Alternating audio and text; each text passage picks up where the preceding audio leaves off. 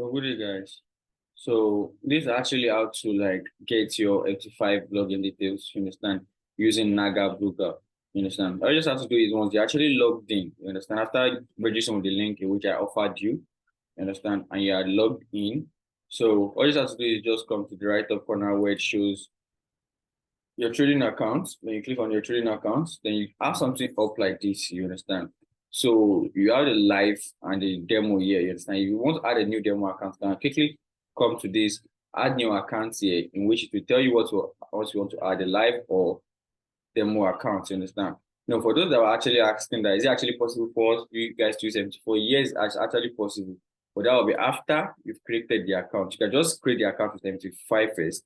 Then after that, you come and click this three dotted bar. It's the same for everything. Then you click on the edit account. Then you can change to MT4 here. You understand? But most times, it's more advisable for you to use what's the name? MT5, you understand? Because of the tools now, MT5 offers a lot of tools now that MT4 doesn't offer.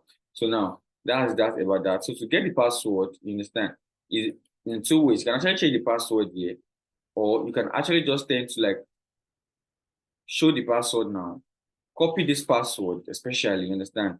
You understand? Then we go to MT5, use this as your login ID, this number 249 as your login ID, the one that will display your own account. Then you use this as your password. Then immediately you put this password, it will prompt you itself that you have to change the password for security reasons. You understand?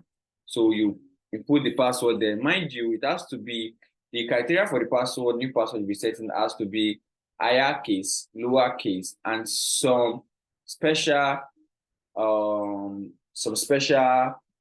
characters, you understand, for example, full stop and probably an hyphen, you understand, or underscore, you understand. So that's that about that, how to create, edit, and change MT5 details using NAGA broker, which is one of the best, not just one of the best broker now. Yeah, thank you very much. Vamos.